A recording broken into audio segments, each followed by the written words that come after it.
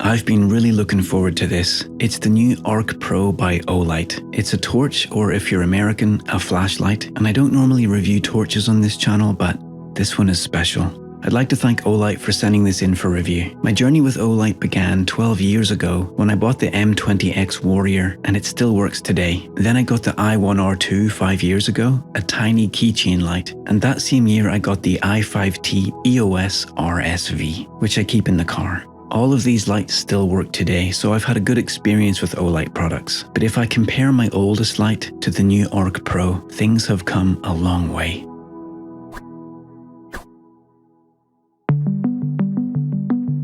It's machined from a single block of aluminium. It has this modern, somewhat futuristic but not overstated aesthetic, with a strong emphasis on symmetry.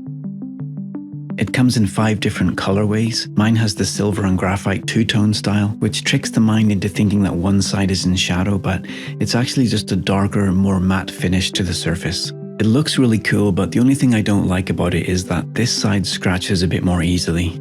Before I got into music production and videography, I spent nearly a decade working for a design company, drawing stuff in CAD every day, and so I appreciate the work and the challenges that go into making something look aesthetically pleasing. And this was clearly designed by people who care about design and about the finer details. The base is magnetic, which is becoming quite common on torches these days because of how useful it is. The selector wheel is metal with a nice tactile click for each of the 3 positions. There are little animated LEDs for the brightness setting and charge level. And the metal button is concave and perfectly shaped to feel just right under the thumb, and with just the right amount of pressure required to click it on and off. Again, the attention to these small details, which add up to make it not only look very pretty, but feel enjoyable to interact with physically. It just feels like a really high quality piece of engineering. I know I've talked too much about the build quality, but let me just say one last thing. This is the USB-C charging port. Most products have just a rubber flap to protect it. I'm sure you've seen these before. But this is a spring-loaded, anodized aluminium door. And listen to the sound.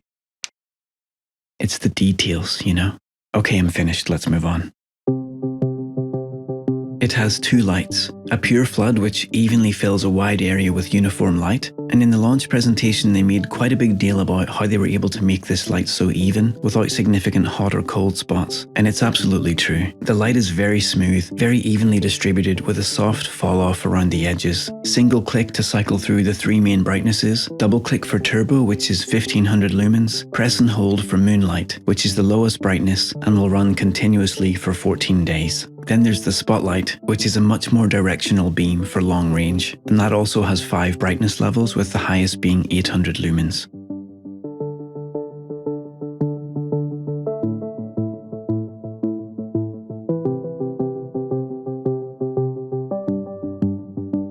There's a green laser pointer with 2 power settings. You can press and hold for momentary use or single click to keep it on.